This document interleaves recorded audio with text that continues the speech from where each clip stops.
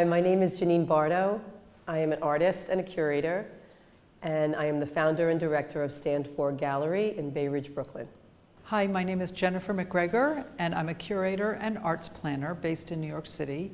And it was my pleasure to be the curator of Essential Shore Permeable Future. My name is Nicole Peyrafitte. I'm a pluridisciplinary artist, and I live in Brooklyn, New York, and I'm originally from the French Pyrenees. Hi, I'm Hannah Salyer. I'm an author, illustrator, and mixed media artist. So we are the director of Essential Shore Permeable Future, which was a public art ecology biennial. This is our second one in Bay Ridge. I had the pleasure of having Jennifer as a curator. The first one was Bay Ridge through an ecological lens, and Nicole and Hannah are were part of this big show, and it was a pleasure to work with them and a pleasure to work with you, Jennifer. So. Well, thanks, Jeannine. Our project had multiple components, starting with Stand For Gallery on 78th Street in the middle of Bay Ridge, which was the hub for all of our activities, and all of the artists were represented with a project there. And then we spread out throughout the community with asking the artists where they would like to do something. And some artists were interested in doing something in the park or the library in terms of a piece that was going to be up for the whole time. But then everyone wanted to do some kind of activity. And so both Nicole and Hannah will tell you about the things they did, but we really activated the entire community for 2 months doing lots of different kinds of engagement. Now I open up and see the person falling here is me, a different way to be.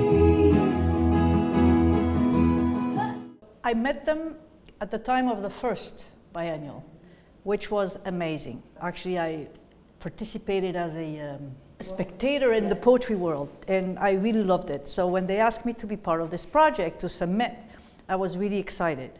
And my project was on purple sandpipers, which are birds that are, it's a colony of birds that are on the shore of the promenade in Bay Ridge in the winter only. They arrive around Thanksgiving and they leave at around May 1st, give or take. And I made a film, paintings, I wrote a poem, and I took photographs. And I have been documenting these birds for about 4 or 5 years now, and they're part of a series that I call Bird State. Amor de lune, une fine amour. Purple sandpipers, Calidris maritima. The Arctic breeding waders settle on our shores from late November into May.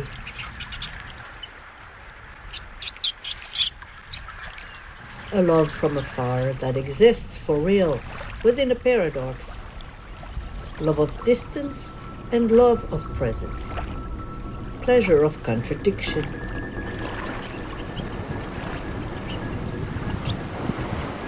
A form of love sounds physical possession, but not a courtly love.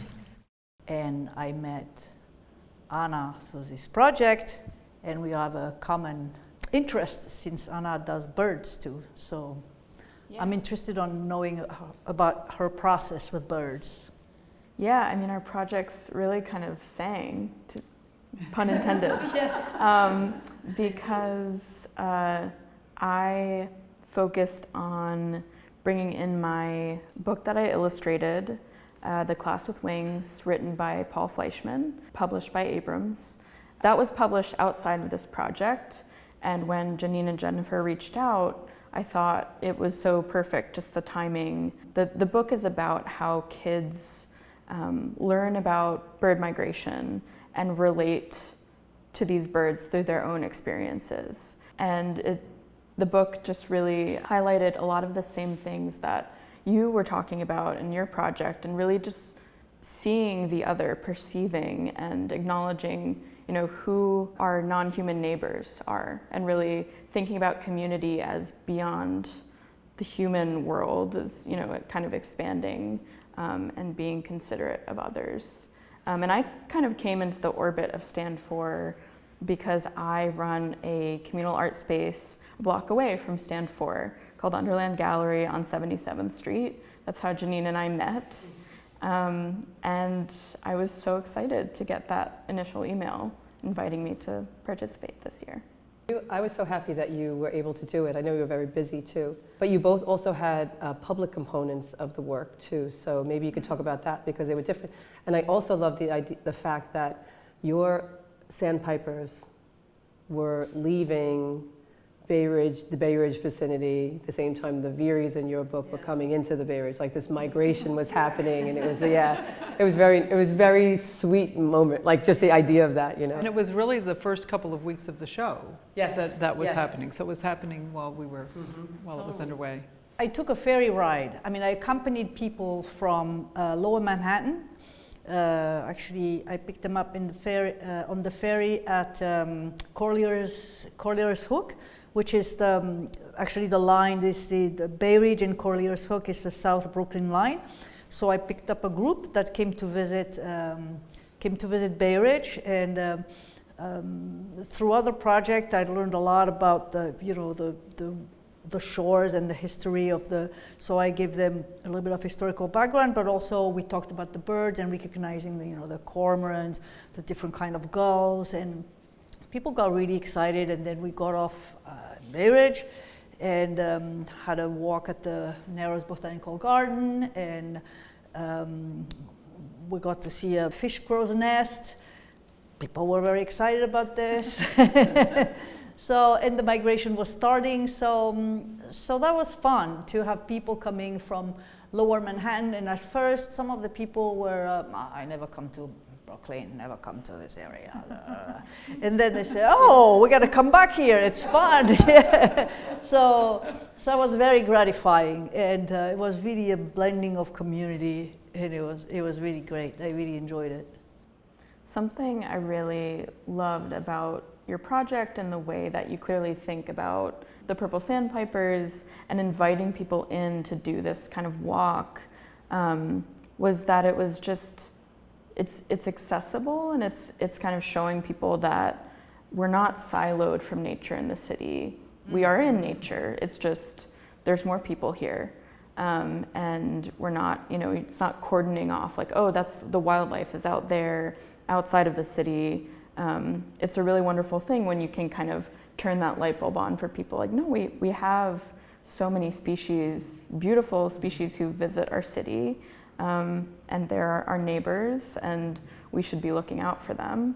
And I felt like that it really tied into the book I worked on as well, because the kids in the book are kind of learning about these birds and learning what they share in common. And I should say it's a picture book, so I felt it best to have an event at the library and invite families in and just start to help kids be curious. I think that's the most important thing, is just leaving space for all ages to be curious about the world around them. And I set up a craft element where we read the story, and then myself, I kind of guided the kids who came and their families through a project that we made paper birds that resembled different species who come into the neighborhood during spring migration. And so many of the families were shocked at the species that came in. We started working on it, and I would mention, I saw this bald eagle down on Shore Road, and they're like, bald eagle? Like, everyone thinks, a lot of people aren't familiar with the idea that these species visit our city, and it's a really exciting thing for kids to make that connection. So they're making these paper birds, and that was a nice tactile element. I find that helps bring children in. It also helps bring older folks in too, but there's something really nice about tactility and it helps kind of open up new pathways and ways of thinking. Well, that was actually part of the idea behind the show, was to help residents realize, like, what is the nature around you, that we're all surrounded by nature. And so I'm really glad that you had that kind of response and feedback. And one of the other ideas, with you both being, living in the Bay Ridge area, living in Bay Ridge, is to know that artists are in your midst, right? We have artists that are our neighbors. And I was just wondering what it was like to be showing your work in your neighborhood. Oh, it's wonderful. It was so nurturing for me. I mean, for many reasons that I'm not going to get into it, but also because there were so many events that you guys created, that we got to, when we could, attend other artists. Right. And those were great events where I learned. I wanted to attend all of them because I learned something in every event. I came to your reading, I came to a sunk shore, I came to the bingo, but I truly enjoyed every time. I learned something. It was more than enjoying. So that was your goal, I think. It's to educate and to share. It's more like sharing. Right. It's really creating. And everybody I brought that I met at the gym or whatever, everybody felt included. It was not like the typical art world. I mean, some of these people came, but the people from the community also showed up, and they could really participate with the artist. All the hierarchy is gone in your project. I love that. I'm very grateful.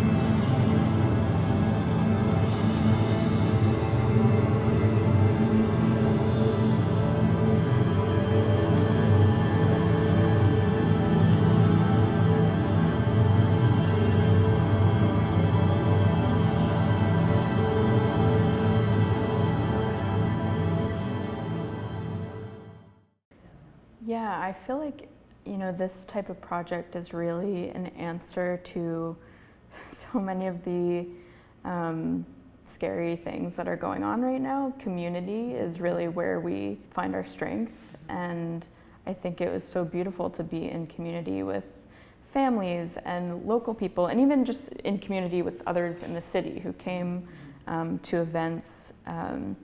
I think that community, kind of fostering new connections and solidarity, is so important on so many levels, and it's a beautiful thing. Like at the library, to meet the families who are coming in, and they said, like, I wish they did this every weekend. I don't know, in a time where everything is being kind of automated, algorithms, AI, like, it's so nice to have person-to-person connections. Again, having like tactile elements, going on walks, like talking, I just think it's really an antidote to a lot of challenges that we're facing as like a people.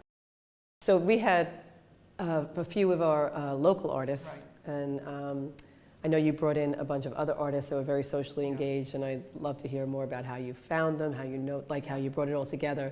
And also, it was your idea to do the shoreline and like bring that, Right. Well, I think our last show was Bay Ridge through an ecological lens, which was a broad lens, right? A lot of different perspectives. And I think we were trying to think of, the shoreline is such a defining part of Bay Ridge. And so we felt that was something that could be pretty multi-purpose, Some artists were dealing with water. You two were dealing with birds, which are, so essential. And one of the things that I was looking for in terms of selecting the artists was people that had a practice that was engaging people, but hadn't thought about coming to Bay Ridge. So this is like an invitation to come to Bay Ridge. They could be doing what they were doing in Greenpoint, or they could be doing it in Lower Manhattan or somewhere else. I mean, we are this amazing city of 5 boroughs and how many different communities, and not every community has like an artist presence. But with Stand For, you've opened the door for artists to be able to come and have a kind of, like we said, a hub to emerge from. So some of the artists are ones that I had worked with before. I was a curator at Wave Hill for many years, and so some of the artists were those artists. Some were ones I've worked with more recently, and some I just met. The other thing I always look for is people that are coming with different points of view and are going to be wanting to do something different. And so one of the things we do is we just say, here's what we can offer. We can offer you like assistance with connecting with the Parks Department or Department of Transportation, and we can help you do your project here in this neighborhood. And I think that's kind of unique. If I may ask, how did you two first connect? And how did you kind of come together on this bigger project? Jeannine had offered her space to an organization called Eco Art Space to do an exhibition, and that was the one that we did, and that was for Eco Art Space members. And so the director of Eco Art Space, Patricia Watts, said, Jeannine, why don't you think about working with Jennifer? Yeah. So we made a connection there. Made a connection. I think we already had met before that, but that was like the sort of instigator. And then and the funny thing is, I don't think we realized it until after the fact. It was like we had met at a lunch, and E.J. McAdams was there, and he was one of the artists that ended up in that first show. But that just like happened. Yeah, we were just kind of together. And he's the one who told me about. Yeah, and there's a connection, right, with you. Yeah. Yeah. So there's a lot of yes, and you've brought a lot of poets into the community, The first biennial, the focus did become about the trees of Bay Ridge. A lot of it did. A little bit more. I think also, I think the premise of each one, the sort of the organizing principle is similar in terms of inviting people in, and the several artists were really interested in trees in the last show. So I think because the trees are so, that's like a very first thing that you recognize when you come to Bay Ridge. Like the street trees are amazing, and the trees in the parks. The presence of trees is really, really remarkable. And I think the first show we picked up on that. Yeah, one artist did a very big installation, a tree installation that engaged the public in text and in the lobby of the library, and the two poets that were doing their work also connected their poems, and they kind of worked together and put the poems, these haikus, into the lighting fixtures, and it's still there. So it's still in the library. So yeah, some of the artists kind of made like did a little cross-pollination. And I think that actually also was in the first go-round, like Kate working at the library really opened up the doors for the library to be very receptive to having more things happen there. And the same thing with the Parks Department. We had 3 different projects in the parks, and so for Jeannine to go back and talk to the parks again, we know each other. Right. It's a little easier. They know we have a past, and And we come through. We do what we say we're going to. We might ask for big things. We know we'll dial it back a little bit. And then the same thing with the Alpine Cinema. Aaron Assis did an installation there last time, which actually is still up. It's still up, yeah. Because they haven't taken it down, but they were very open to having us do another film screening again, which we did, which was another way of bringing other voices into the mix, and also showing to an audience like this these really important films that are related to issues in the neighborhood that you didn't have to leave the neighborhood to see them. So how is it for, because you're both very accomplished artists, and actually I know Jeannine's work better than Jennifer, because I don't know her from Bay Ridge, but how is it to go from curator, gallery director to artist, to go back to your work? Because like today you talk a lot about, because you were not showing any work in this exhibition, so you have a very different hat. I wonder, how do you feel in terms of your work? Well, I kind of think of Stand For as my social practice. yes. So that to me is like one project. I started it as a small project where I was doing pop-up shows all throughout the community. It was called Stand. And then when I got the brick and mortar space, I couldn't do as much as I could outside, but my dream was to always go back outside and curate the community, go into the park spaces, and really bring it out into the public. So it took a long time, but it was like, that's how this came about, So these biennials are really a big part of my practice. They're like the big part of it. They're like the ongoing Stand project for me. And then my other practice is like my studio practice is a little different, but it's also like I do installations and work in mixed media, and I'm always doing things about the natural world. So these are things that I'm interested in. Yeah. Like this is Like what you could be in the show. Yeah. Talking about trees. Yeah, could be in the trees, show. right? Yes, and so I did do last year that actually ended right before this one started. I did it in my local park, in McKinley Park, which is on the edge of Dyker Heights and Bay Ridge, and I did the Learning Ring, a trees standing. So I've been documenting the trees in McKinley Park for close to 20 years now, and I'm watching all of them age as I age, and some of them are dying because of disease, some of them are dying because of old age, but they're really beautiful oak trees, and I have a real attachment to them. And so I was always trying to bring this drawing process into a public work where I could kind of share this with the community and share my love of the trees with the community, because most of the time when I am drawing, that in itself is a place where I find community. People talk to me, and they talk about their love of trees. So, and I also see the same people at the park. It's a small park. I see my neighbors, and I wanted to kind of bring them into the park, and I was hoping that we could all share this together. So in some ways it worked, and it was really very successful. I feel like I could keep doing it, though. I feel like it takes a long time, even though I have people that I see every day.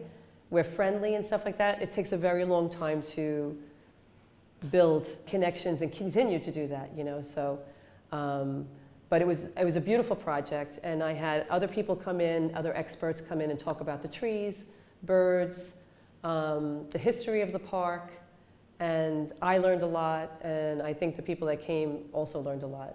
We're at McKinley Park, and we're here for the McKinley Magical History Tour, which is one of the tours that's part of my the Learning Ring Trees Standing, which is a public art project for McKinley Park that I got a Brooklyn Arts Council grant for. I'm doing a series of workshops, and hopefully we will plant a tree together. Hopefully we will have a tea ceremony together and do some more things together that celebrate the nature of McKinley Park and the people of McKinley Park and the history. There's a tree map that you can identify all the trees in the city. So this is a red oak. It's very, one thing about that park too, like maybe because it is so small that everybody kind of congregates, but there's so much happening over there. Like there's dance. So one of the things that's been really fun for me in working in Bay Ridge is to go into a new place and a new community, and to have a partner who knows it so well, because it's a new place for me.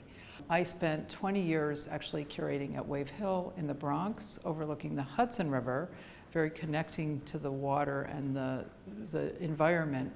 And I can't even countless numbers of shows relating people and nature. And so I feel like during that time I developed a way of curating that was very place-based and very influenced by bringing, sort of what we're doing here, bringing people to the area and respond, what do you see her? So it's been really fun to be able to come to a new place and work, and also not have to stick within the boundaries of one institution. So that's been really great. And I would say in my own creative practice, I started out as an artist, and I took a break during my many years of curatorial activity. And since leaving Wave Hill, I've reinvigorated my creative practice. And I'm looking at my own personal archive and building pieces from that. So while I can't do that every day of the week, I'm actually leaving for 3 weeks next week to do a little residency to work on some projects. So I realized that for me it's easier to have chunks of time to go focus than, because I'm very busy with all these other things I'm doing. So yeah, so I did a residency in Georgia at Hambidge, which is in the Appalachian Mountains, really beautiful place. I'd highly recommend anyone going there. And I created a project there. So I really, and I've run residencies. So it was so fun to actually be able to go on one. And also recognize like that can be just a really fruitful way of working for me. And I also want to be in other natural settings. So I'm going to be in Vermont at my brother's house, which will be really great.